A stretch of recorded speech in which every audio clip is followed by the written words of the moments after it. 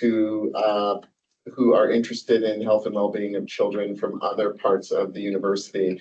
And a major focus for us actually in the next year, as we are entering the holiday season, is more work on the interface of health and education. And we're actually launching a symposium next fall, which will be on that topic. So it's a pleasure to have speakers today joining us from OISE in the Department of Applied Psychology and Human Development, where people think about these issues deeply and thoroughly, to learn a little bit about one particular project, which is related to the Child Care Matters, a large longitudinal study of low-income families with young children who were recruited from the City of Toronto's child care subsidy waitlist. And there's been a series of data collections over the course of the study, and we were fortunate to partner with Dr. Perlman and her team on some research during the pandemic. We'll hear about this and some other things in today's talk. We have three speakers today. The first speaker is, and I'm just going to introduce all three of them and then let them figure out how they're going to interface in delivering today's talk. Our first speaker is Michal Perlman, who's a professor in applied psychology and human development at OISE, where she's the director of the Dr. R.G.N. Laidlaw Research Centre at the Jackman Institute for Child Studies at OISE. She does lots of really important work in early childhood education and care of relevance to many people here. Our second speaker is Sumayya Saleem, who is online. She's a PhD candidate at the Department of Psychology and Education at the University of Toronto, and she focuses on understanding consensus formation regarding 21st century skills and producing empirical evidence concerning how these skills can be cultivated at various life stages, particularly in early childhood settings. And last but certainly not least is Samantha Burns, who's also a PhD candidate in developmental psychology and education at OISE. And she has expertise in a variety of different research methods, including qualitative, quantitative, and mixed methods, designs, and analysis. And her interests are in how early life experiences influence children's developmental trajectories and emphasis on early childhood education in care settings. So welcome to all three of you to CHES, and thank you again for joining us today.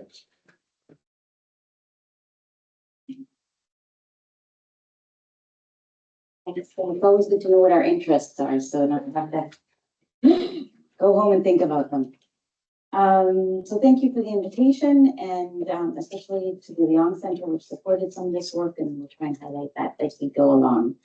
And today we'll talk about learning and well-being in crisis based on a number of different studies we did based on that data set that I'll describe to you in some detail. And the way we've worked it out is I'll do kind of the setup and the information that runs across all the papers we'll talk to you, and then Samantha and Sumayya will each present some of the projects that they led or were involved in.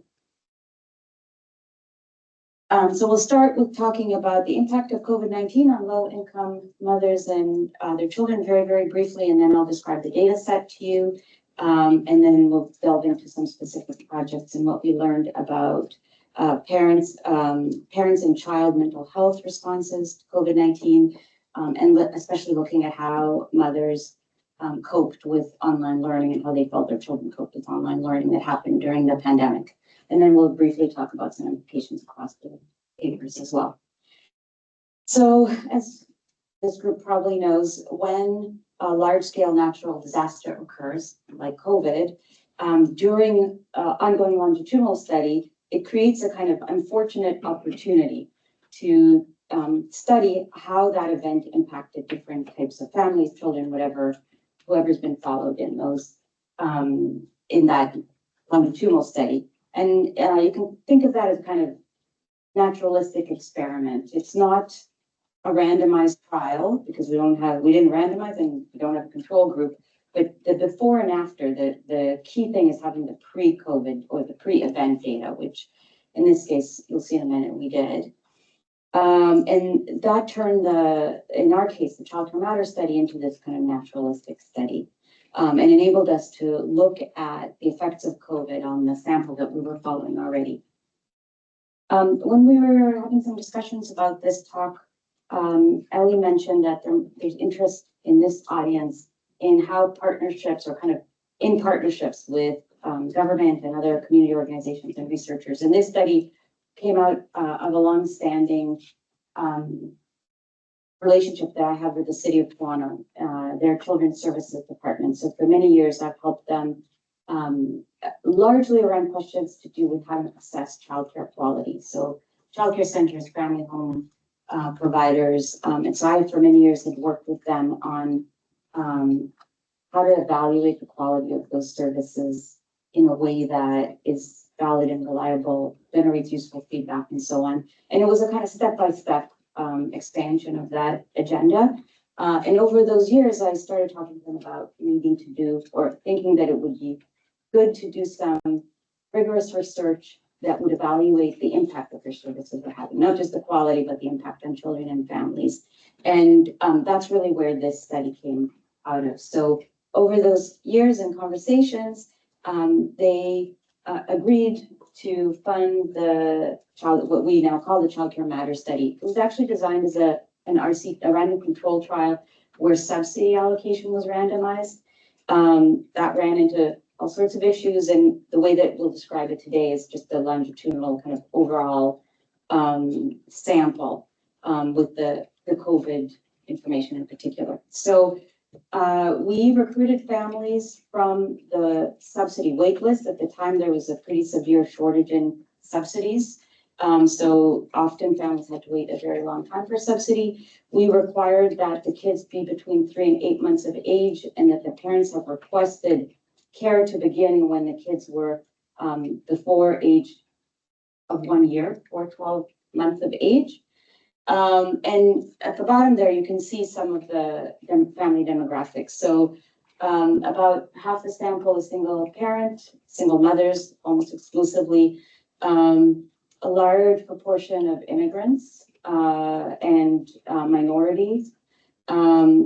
60% had below a BA. We have a kind of interesting characteristic in this sample, which is that we have quite low income. If you see on average, less than $25,000, these are families with a child in Toronto. But so low income, but somewhat high education. And we attribute a lot of that to the high proportion of immigrants in the sample.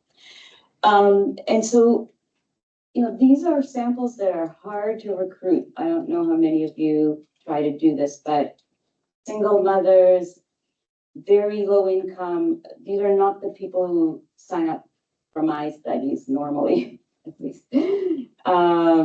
And so that's one of the real strengths of this sample, that it's a window into the lives of people who are often not taking part in research. It's interestingly a kind of homogeneous sample, but it's homogeneous in the low end, whereas typically our problem is that we have homogeneous at the high SES end. So it took us 2 years to recruit almost 900 families into the study, and then we had multiple waves. There was a lot of learning that went into how you work with a population like that, how to communicate with them, how to stay in touch when we weren't trying to communicate through data collection, all that stuff, but I don't really have time to get into that today.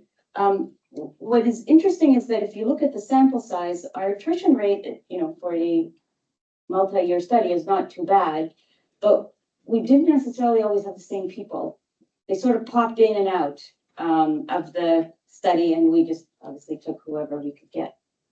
What we're going to talk about today are the one wave of pre-COVID data, and then we did a kind of early in COVID and later in COVID wave. And Leong supported the final later in COVID. So none of this is post-COVID. This is all kind of during COVID. And it was very dynamic, as you may recall. Things were changing pretty quickly. And this is something that happened to us throughout, which was that we would start a wave of data collection, but because the sample is quite hard to reach, we sort of made a lot of efforts and kept that window of time open in the hopes of getting more people back that way. And that happened in COVID as well. So you see that early in COVID sample of 423, we basically took a year to collect that. So given the dynamic nature of that period, we've done a lot of testing to see whether, you know, early in COVID is different than a little bit later in early COVID. And basically, we did kind of a month by month analysis and really didn't see, we saw a fair amount of homogeneity in that. So we feel that's a reasonable time frame to look at. So both of those waves were done as telephone surveys, obviously during COVID. We actually did a lot of data collection on phones previously, and I think in part that's the nature of the sample. We offered to come to their homes in that wave 2. People didn't want us in their homes, so we sort of tried to really follow the participants' leads as to what worked for them. And so I am just going to walk you through a couple of the measures that were used across the studies that we'll tell you about in a minute. So in terms of parenting, we use the PCOTUS, and that has 4 factors. It's self-reported, so largely moms, just because that's who responds to our surveys. This one, but in general. So, I sort of feel like I want to give up on talking about parents when it's really just mothers. But the 4 factors are hostility, overprotection, self-efficacy, and perceived parental impact. The hostility factor includes items like I've raised my voice or shouted at my baby when he or she was particularly fussy. Overprotection includes things like I insist upon keeping my baby close to me at all times, within my eyesight, and in the same room. Self-efficacy is in general, I think I'm a good mother or father, and perceived parental impact is my behavior has an effect on the personal development of my baby. This instrument's been used very often. It's valid, reliable, and all that stuff. We also used a kind of a couple of factors of the a measure of children's temperaments, and we focused on anger and fear, partially because those have been associated with all kinds of outcomes that we were interested in.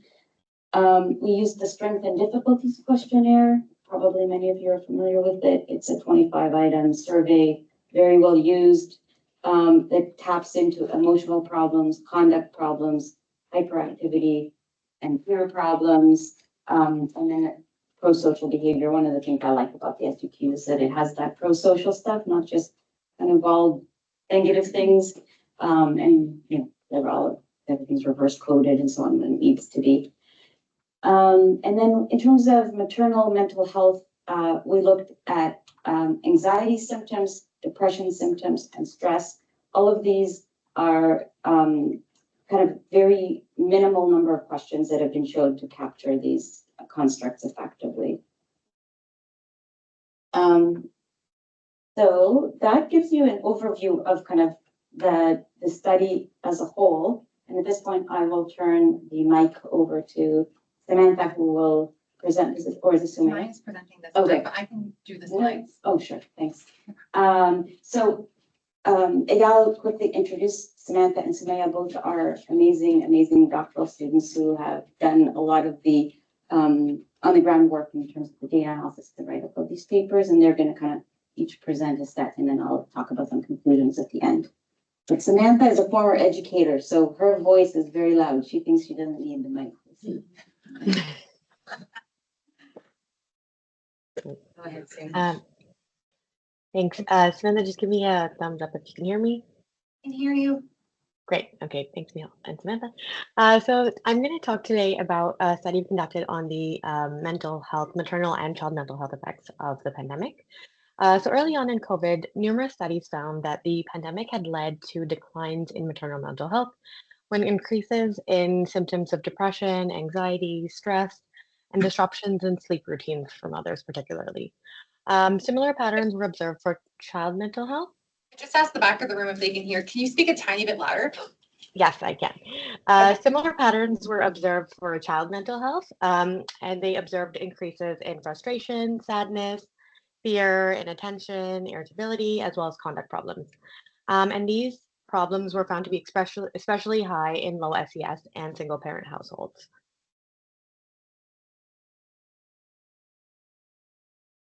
All right. So one thing we found was that early in the pandemic, a large proportion of Canadian parents were also reporting excellent or good mental health. And we noticed that the emerging literature suggested that the changes in mental health as a result of the pandemic may actually be heterogeneous in nature. So we asked, what are mothers and children's mental health profiles before COVID-19 and early on during COVID? How do mothers and children's mental health profiles change from the pre-COVID time point to the early COVID time point? And are there relationships between different family characteristics that we collected earlier and the mental health profiles that we identify for mothers and children both before and during early COVID? So we used two waves, as Michal mentioned earlier, from the Child Care Matters study. So we had a pre-COVID-19 wave where the mean age of children was about 32 months, and the early COVID-19 wave where the mean age was about 63 months. So we had 289 mother-child dyads as our sample for this study. So in terms of building the model, we first conducted a confirmatory factor analysis and a latent profile analysis to understand what the patterns of maternal and child mental health responding were. We then conducted a latent transition analysis to see how people move across profiles from before to early in the pandemic. And then we used chi-square test of independence and some descriptive statistics to analyze other factors that might be associated with their mental health profiles. So with regards to maternal mental health, early on in the pandemic, so these charts describe the three maternal mental health profiles we see in our pre-COVID-19 time point. I'd like to just draw your attention to this line we have across three, which basically refers to the cutoffs we have for depression and anxiety, which basically exceeding this cutoff suggests that these parents are at high levels of they have high levels of symptoms and they're kind of at a concerning level on these measures. And for stress, we have the average stress level of the typical Canadian mother. So the first profile we have, which is the largest proportion of the sample with 77% of mothers, we call them below clinical concern because on all of our measures of maternal mental health, they're below the cutoffs, and even at stress, they're kind of below the average Canadian mother. For the second profile, which we call stressed approaching clinical concern, they have higher than average levels of stress, and compared to profile one, their anxiety and depression levels are also higher, but not quite at the cutoff where we're concerned. And the third profile, which is the smallest profile, but you'll see that their pattern is the most concerning with higher levels of stress, depression, which exceeds the cutoff, and anxiety, which is almost right at that level of 3 that you see on the graph over there. So then during COVID-19, the early period that we talk about, we actually see the emergence of a fourth profile. So the first three profiles are quite similar to the three that I just talked about pre-COVID, but we see this fourth profile emerge with 12% of the sample who have high levels of stress, and their anxiety and depression are beyond the clinical cutoff. We then wanted to understand how mothers transition from between profiles from prior to during the pandemic. So as you'll see, for the first profile, below clinical concern, which has 77% of the sample, half of the mothers in this profile remained in a below clinical concern profile during COVID. However, the other half of mothers in this profile moved into profiles with higher levels of mental health problems. So either stress, depression, or that's fourth profile that emerged. For the mothers in the stressed approaching clinical concern profile, while 20% of them remained in a stressed and approaching clinical concern profile during COVID, you see that 30% of them actually saw an improvement. So they moved into a below clinical concern profile during COVID, with the remainder of mothers at 20% and 30% moving into profiles with poorer mental health. And finally, for the third profile, which is our smallest, about 40% of them remained in a clinically depressed and highly stressed profile. Some of them were doing better at 26% below clinical concern and 15% in that stress profile without, that other depression piece. And then 20% moved into this highest clinical concern profile that emerged. We then wanted to understand how child mental health and other factors were associated with maternal mental health profiles. So mothers were more likely to belong to poorer mental health profiles during the pandemic if their children had emotional problems before COVID, and during COVID if they had conduct problems and hyperactivity concerns. We then look at child mental health. So as Michal mentioned, we use the Strengths and Difficulties questionnaire. However, you'll note that we combined emotional and peer problems to create an internalizing variable, and conduct and hyperactivity to create an externalizing variable, which we report in our results. So for children, we see three profiles, both before and during COVID. So I'll kind of talk about them together. One thing you'll want to note is that the single cross in the tables at the bottom indicates that they have scores that are slightly raised on the subscales, and the double cross indicates that scores are quite high based on the SDQ cutoff points. So the first profile for children, which is a dark blue line in the graph over here, with about 69% of children, are children who are kind of average on most of the levels of the SDQ subscales. So these children are doing all right, and you'll see that this profile exists both pre and during COVID. For the externalizing profile, which is in gray, they have the higher scores on conduct problems and hyperactivity. And then there's a profile that emerges that's called internalizing and externalizing, which have higher scores on emotional problems, conduct problems, and peer problems. So they have, a combination of concerns. We then wanted to understand how children transition across profiles from before and during COVID. And what you'll see is there is a pattern of stability with children in the average profile. Approximately 90% of them remain in a profile with average levels of concern, with the remaining about 10 to 12% going into profiles with poor mental health. For the externalizing problems profile, we see something similar with about 75% of them remaining in externalizing problems profile. However, 20% go into this average mental health profile, so they're seeing some sort of improvement in mental health as a result of the pandemic.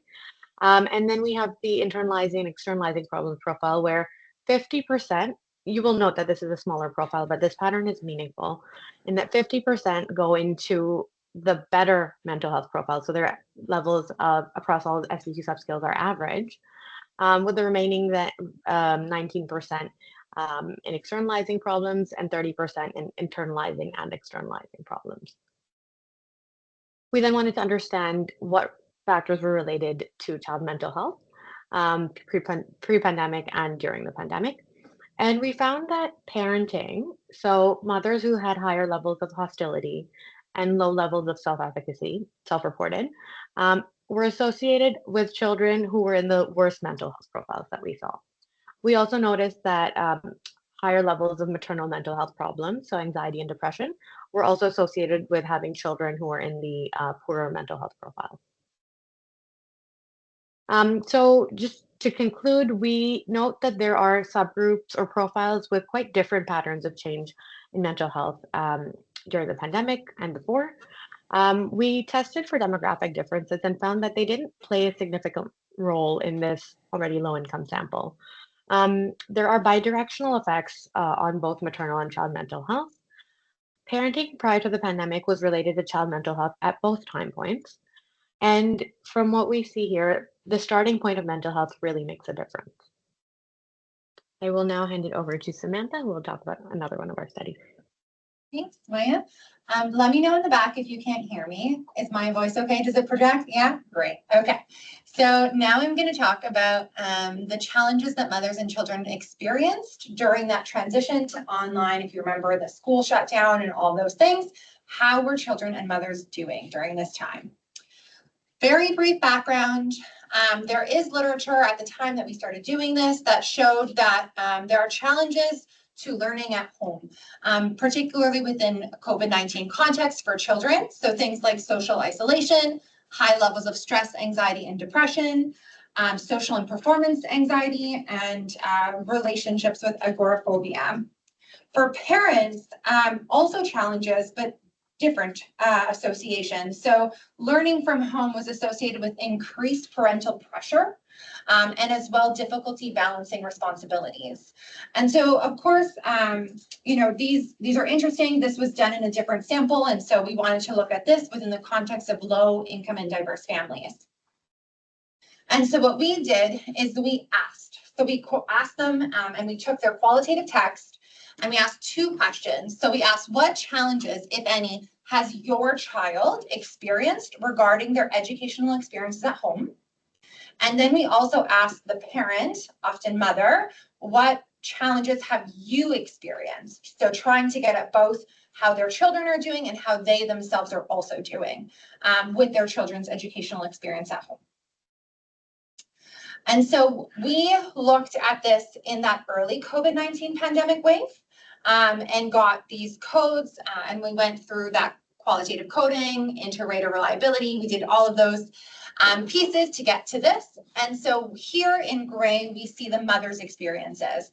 And we see that about 82% of them reported challenges for themselves with their children now learning at home. With the biggest challenge, similar to the other literature, in that dual role. So basically what a dual role means is now I'm a parent and a teacher at the same time during the context of this COVID-19 pandemic. I have to try to get them to their computer. I have to try to get them to do their work. I have to try to get them to do all of these things. And I have to also be their parent. Balancing life, I'm sure everybody remembers COVID-19 and being at home and trying to balance life and work from home. These are parents that have to now balance their children learning from home and potentially their work and household responsibilities. So unsurprisingly, these two were the most frequently reported challenges. For children, we see 80% of mothers reporting that their children were having challenges. And the biggest three challenges were children's attention. So being able to sit and pay attention to their learning at home. Children miss social experiences and opportunities. They're sitting, they're by the computer, they see their friends, they can't be with them. And then children lacked motivation, of course, to now sit in front of this screen and pay attention for hours in the day. And we wanted to look to see, okay, well, is there a relationship between these educational challenges and the mental health of children and parents? Basically, the asterisk stars say yes to the associations, and I'll kind of walk you through because there was a lot of analyses that were ran because we know that they're so bi-directional, how parents are doing, how their children are doing. And so when mothers reported that there were challenges for their children or themselves, it was related to their mental health. So when there was a challenge, they had higher stress, higher anxiety when they said their children were struggling, and higher depression when themselves or their child was struggling. When we look to see, okay, well, is there a relationship between children and mothers struggling and children's mental health? These asterisk stars are also yeses. So when mothers reported that their children were having challenges, they had higher emotional problems, hyperactivity, and peer problems. When the mother said themselves that they were struggling, their children had higher conduct problems, hyperactivity. So these were the associations that we saw early into the COVID-19 pandemic. And we wanted to see, does this continue? Does it get better? We know a lot of things changed in the way that education was ran. Some teachers got a little more used to it. So that second wave, which was about a year later, we looked at the exact same thing. So we asked parents again. We said, what challenges have you experienced? And what challenges is your child experiencing? And so the red arrows indicate an increase in more parents reporting those challenges.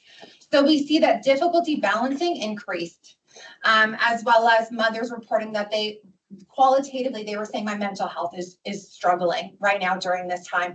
That also increased.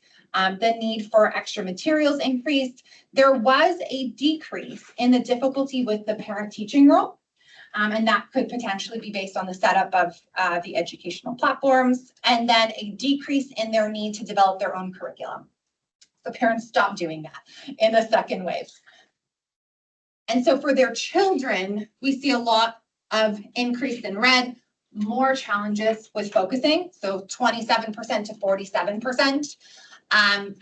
Parents started to say at the second period of time, they're on the screens for too long. They're on the screens all the time. They started to report they're actually having difficulty learning. They're not learning the materials.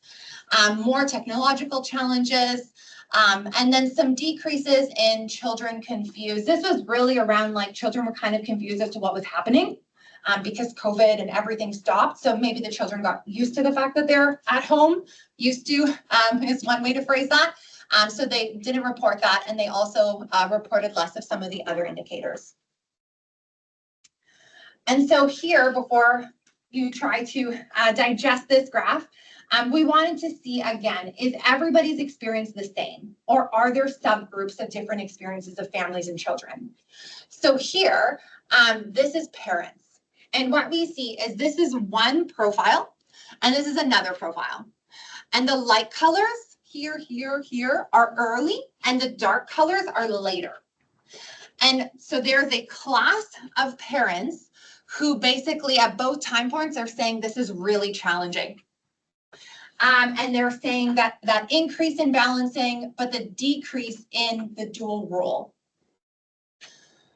And then we have another profile here that had 0% at the beginning. So they didn't really report challenges, but unfortunately, they had challenges later. So we called them delayed challenges with the educational experiences at home. So the story is that at the end, everybody was experiencing, all mothers were experiencing challenges.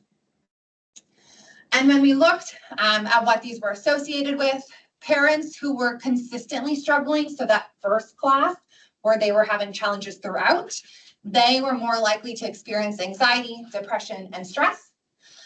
They also tended to have children with more emotional problems, conduct problems, and hyperactivity, which may be why that early on, right away, everything was very challenging for them. Late COVID, so parents who were consistently struggling, similarly, associations with anxiety, depression, but both groups at this point are have equal levels of stress. And they also tended to have children with more emotional problems, conduct problems, and hyperactivity. And really interesting is we actually see the same thing with children. So we see basically that there's this class of children who were struggling early, later. We see some decrease in lack of motivation, increase in difficulty focusing. And then we see this other class that early on really wasn't reporting any challenges, but then by that second time point that we were asking them, being at home for a while, having to adjust to that, they started to report that they were having challenges. So we call them again with those delayed challenges experiences. And so for children now, so children that were consistently having challenges at both time points, again, higher rates of emotional problems and hyperactivity, and that relationship with parental mental health that we saw when parents were reporting it about themselves. And then children who struggled consistently were more likely to express anger and demonstrate hyperactivity. They also had parents who were more likely to experience anxiety and depression symptoms. And so throughout the COVID-19 pandemic, most families found this to be a really challenging experience, learning from home, that shift, having their children at home and having to learn. A small percentage of parents initially reported doing well, but caught up at the end and were experiencing those similar challenges. And when parents reported that they themselves or their children had more challenges, that was also linked to a number of mental health challenges for children and mental health challenges for themselves as parents. And so I'm going to pass it back to Michal to talk about the limitations across the studies.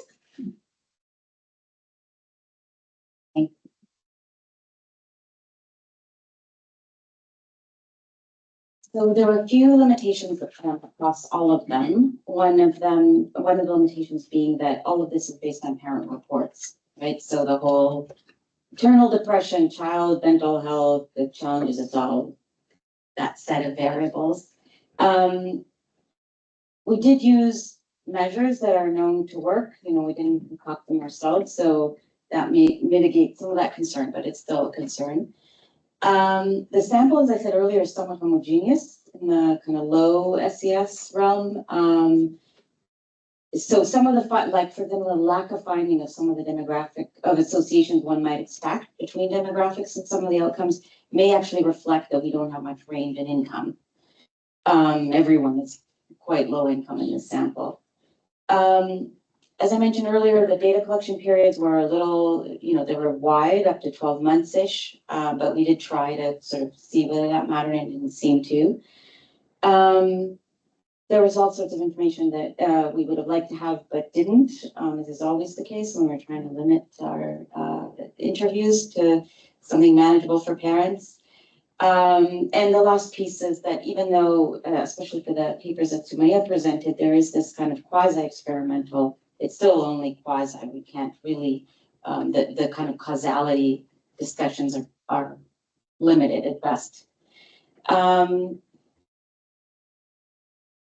In terms of some conclusions across the studies, the majority of mothers and children experience stable mental health from pre to early during COVID.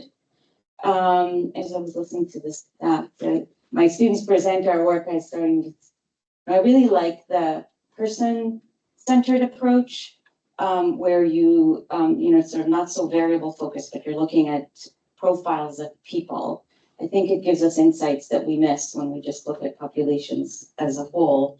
Maybe we're starting to look like a one-trick pony, like where everything gets latent profile and analyze, and then, you know, make it even more complicated. We look at transitions across profiles across time, but I think it's the complexity of, you know, of children and families and contexts that kind of keeps pushing us to use methodologies that get at that complexity in a deeper way. But we did see a lot of differences, and certainly early on, it was really, I thought, surprising and interesting that in some ways, this context, which was scary and stressful, was better for some of these children, and some of these mothers even. I think some of it is probably had to do with the government support. So these were quite low income families who served the, it was kind of a basic income experiment inadvertently that, and for these families, it kind of equaled their earnings, unlike, you know, many families in other contexts where it was a huge decline in earnings. But nonetheless, they sort of caught up in, there was a kind of lagged effect, I would say. I don't know, caught up is the right way to think about it, but some groups of mothers and children experience improvements. And I think that's something to really think about. What is it about that context that was better for these folks? I remember being in a couple of meetings with the Ministry of Health and the Ministry of Education, and the talk was about get back to how it was, get back to how it was, get back to how it was. And I thought, for these people, how it was is really not so hot. So let's try and think about what might help. And these may well be the kinds of families that you guys intersect with in your work. I've covered these. We have a few more. Families reported challenges with educational experiences, but again, there's a subgroup of children for whom that seemed to work better. And thinking about what kind of supports might be best for those children, so that going back to the school context might be better, so it's a better experience for them. Challenges with educational experiences at home were related to child and maternal mental health during the pandemic. These negative experiences come in a package, you know, and there is, of course, the reporting issue, but beyond that, I think they come in a package. And across the board, we see that parents need support. I mean, I think that's always true, pandemic or no pandemic, but especially during the pandemic. And so it's a question of thinking about how can we give parents access to the supports that they need to parent effectively and be able to support their children. And Ayala, I felt like I got a stern warning that you guys like to have discussions at the end and that you like to finish on time. So I think, given that we've covered a lot of ground, we've done pretty well. So at this point, we can open things up for discussion. Thank you. I've never had the adjective stern attached to the comments I made. Thank you for an excellent talk. Open the floor for some questions and discussion. And please introduce yourself, just because we have visitors, you know, also. Okay, so I'm Paul McCarthy, Senior Scientist in CHES. My question is, do you have a cohort of families in your sample that answered adding each data away? So Yeah, something like 300-ish. can you separate those out and do the same analysis? I mean, we have in various studies done that. And as you'd expect, they tend to be kind of the better, somewhat better, the better educated.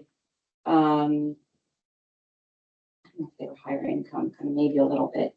But yeah, I mean, we were trying to maximize sample size for these studies. So we were taking whoever had the data that was necessary for answering those questions. Yeah, I understand. I think that's fair, but this would be more of a sensitivity analysis to see if your results held up for those who were consistent across each way. I mean, we had all the same people in the, like when we did the longitudinal analyses here, they were the same people. Okay, Like the But so lane the- transition analysis, everybody had to have complete data. I see. That's what here and Yeah, yeah, I don't know if you noticed, but the sample size kind of changed across the studies because for each one we took, well, depending on the analyses, we took the largest sample we could take that was appropriate. Yeah, I didn't get that. Sorry. Dr. Birkin. So Catherine Birkin, thank You you. don't Michal. need to introduce yourself to me, Yeah, but thank you. Both of you. Yeah, thank you. I mean, I always learn so much from your work, of your work. So 2 questions. One is I'm really intrigued. I think we have a lot to learn from your team around how to keep engagement in this particular population.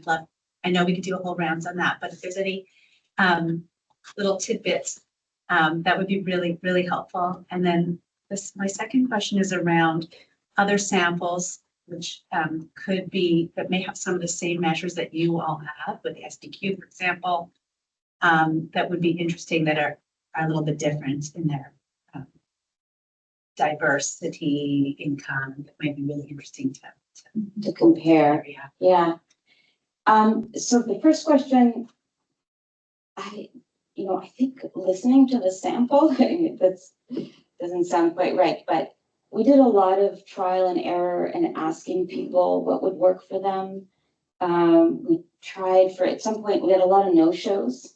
So even when we could get through, we had a whole schedule of how frequently we contacted people that kind of balanced the fact that they didn't pick up their phones with the fact that we didn't want to cross some line of harassing them with too many points of contact. So we're trying to manage that. But even when we could get through to them and book the phone appointment or the in-person appointment in wave 2, which we tried to do, we had a lot of no-shows. So we started texting them. We had a whole protocol of reminders of, you have an appointment coming, and that worked really well. And so well, in fact, that we had a lot of meetings with our partner, the city, throughout all of this. I should have said earlier, they were a lot more than just a funder. They helped us with recruitment. They helped us at every stage. And we in turn tried to help them. And one of the examples is that when we noted how effective the texting was, we shared it with them, and they started, because they have the whole same problem with the administrative work that they do with these families. In that wave 2, the original plan was to go to their homes because we thought that would be easier for them. It saved them the hassle of coming to us. But we approached like 50 families. We took a sample of 50 families and said, what would you prefer? And it was a distinct, like, we don't want you in our houses. And so then we arranged through the city again to go into municipal offices that were closest. We sort of had a rotation. Once a month, we would go to each kind of quadrant, and we let them pick, or they could come to OISE, we let them pick where they wanted to go. We sent birthday cards every year. We had newsletters. So we tried to engage them and make it positive to the best of our abilities. I think that having more incentives than we had money for would have been good. I mean, even just in terms of being respectful of these people's time. But that's a function of budgets. And it was quite a lot of people over many years, so that part would have been hard. It was interesting to me that we saw a spike in responses at COVID. I think people wanted to talk. Somebody called them and listened to them. Yeah, in our 4 group mental health work, we also saw a similar small proportion of families that did better actually, and it looked like it was the children that had a lot of social anxiety around school. So they were quite happy at the beginning. Yeah, that's exactly what But it does beg the question of what can you do for these kids? I'm not saying they should go back to COVID if that was, as an intervention. But something's clearly not working for these kids in terms of school. I don't know how to answer your second question, so maybe we can talk about it after in terms of what comparators might make sense with other samples. Thank you. Thank you, Bahar Tajabakar, Director of the Interesting project. Just wondering, you said the sample is predominantly single mothers. Can you actually share like what the breakdown was? Just I think it was like 46% single mothers. On this slide, at the initial. Yeah. And another question, you did this study based on sociodemographic data, but you didn't find any, except for income, you didn't find any differences. We did test across all of the studies, the typical demographic characteristics that you would find, or that you would look for, so income, education, living arrangements. We largely didn't see demographics playing a role, and especially like consistently across the analyses that we saw. So there may be like one that popped out, but in all the analyses, like we weren't seeing the same way that we were seeing the mental health kind of come up constantly in our associations. But yeah, like Michal said, this sample is really. Did you look at income dynamically? Because there was all this. We looked there was income benefits. This other natural experiment that had these time limited income benefits that may have supported some of these individuals more than others, depending on whether they were able to access them, like the curve, etc. We did collect a lot of information from these families about what benefits they were getting, everything from like laptops from the TDSB to CERB and all these other benefits. We haven't done much with it. I think of those because we thought that reviewers would ask similar things, and reviewer number 3, no.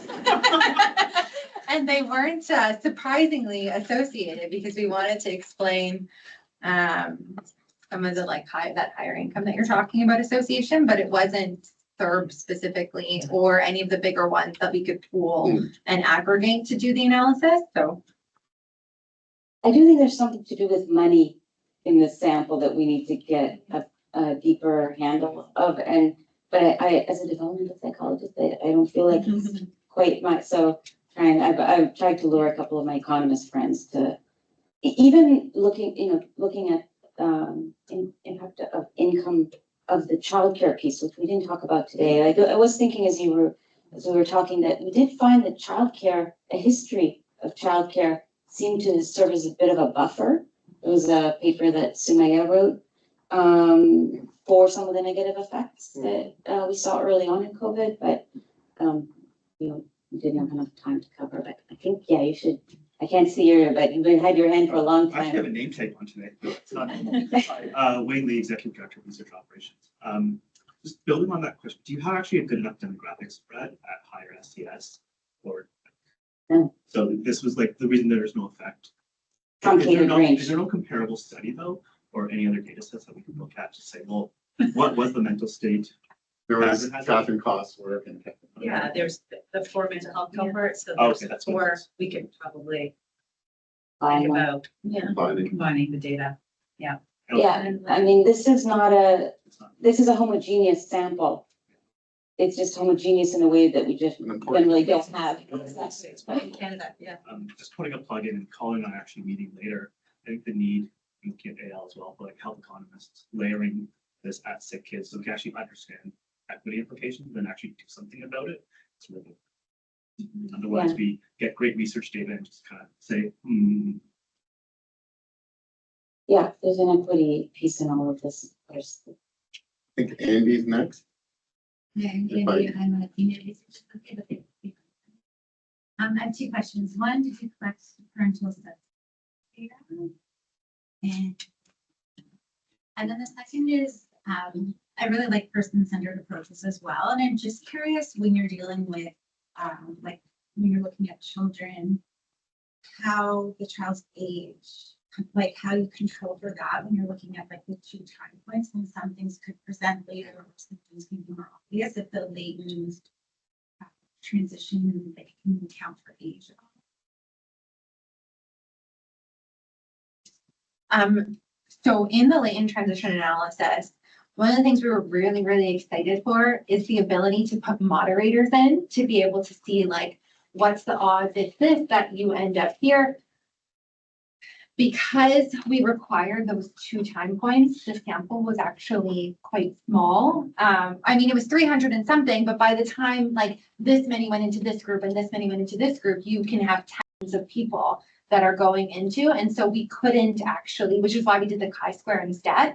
But it is a really good point. I mean, we did like the waves that initially were based on age. So everybody was relatively within the same age group across time. But not during But COVID. not during COVID, yeah. became an event-driven Right. wave as opposed to an age-triggered. Prior to COVID, it was the waves were triggered. I mean, we're developmental psychologists. We always think about age. So we test it however we can for the different analyses, for the different research questions. Either we try to put it in as a moderator, or in these profile things, we just compare across profiles. It's crude, but it's kind of better than nothing. Yeah, there's a new approach where we like the BPH method where you can put them in, but you do need to have that sample size. And so for the latent transition, we tried so hard, but we couldn't.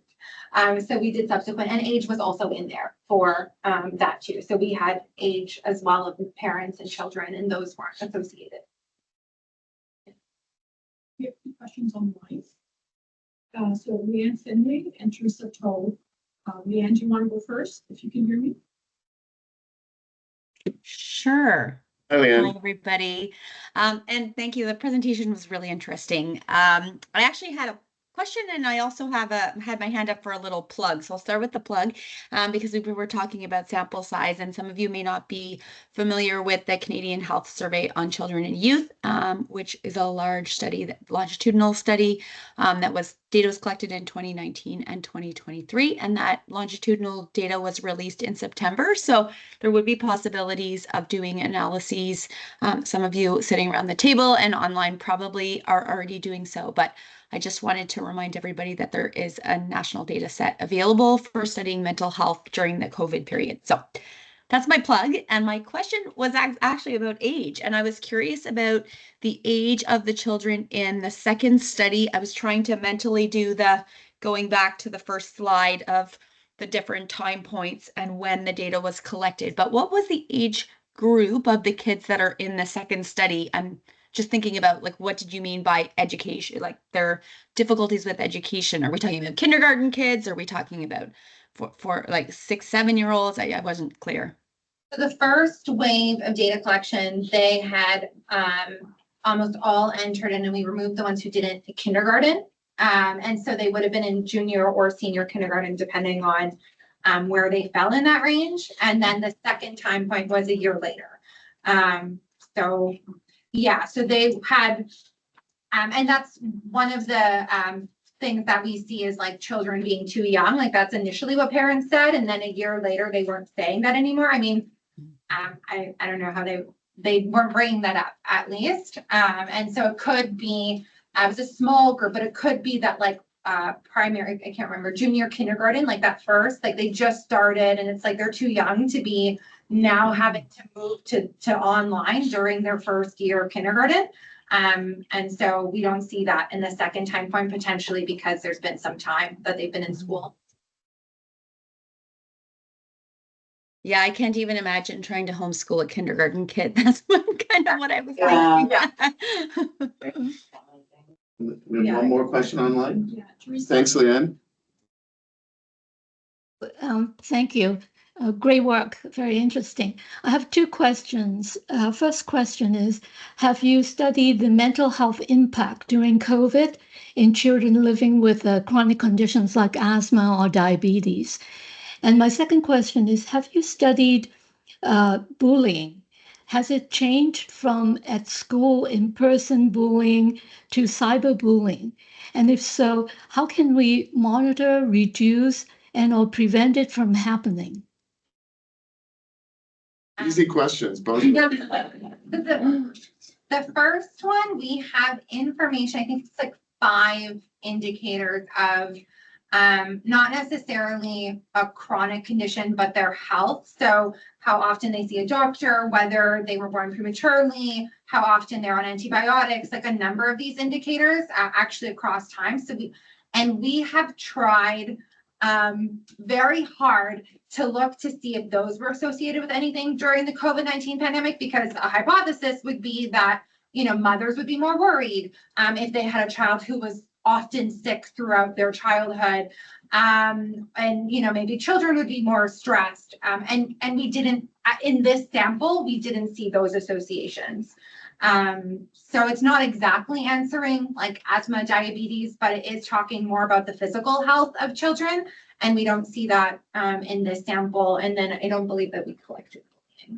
No, I was gonna say the answer to question number 2 is actually easy. No. I mean, it's hard choices what you ask, right? In these surveys, and there were a lot of, every time we geared up for a wave, I felt like I had to compromise. I just had to let certain things go that I really wanted to know, and there wasn't the time to ask. We also had all sorts of things that did make the cut that didn't end up, that I still sort of wonder if we didn't operationalize them quite the right way. Like we asked a lot of questions about social support during COVID and social networks, because I really thought that would be an important variable. And nothing was associated, all that, time we kind of wasted of the survey that where we could have gotten other information so maybe it's a measurement issue. Maybe it just wasn't as much of a factor as something like we thought. But. Can I ask you one final question? Because I think it's an area that you have deep expertise in and that many people think a lot about in our space. To what extent can we have proxy caregivers, right? Report on their own mental health and then report on the mental health of their children in a valid way without completely inflating the two. And that relates to work I think lots of people do in this space. I mean, I wish we had information from multiple sources. I think that would be better. I kind of hang my hat or the confidence on these being valid and reliable measures. They've been developed to capture these. They've been associated with the predictive validity on these measures works, or I wouldn't be using them. They're not like the SDQ, I think, has a lot of weaknesses. I don't think they're the best way to capture these kinds of constructs. But the best way was not possible during COVID at all. But so I think they're flawed, but not useless. How's that for an answer? I just turn to the validity and the validity work that's been done on these measures. They're all used a lot, and they're the best we have.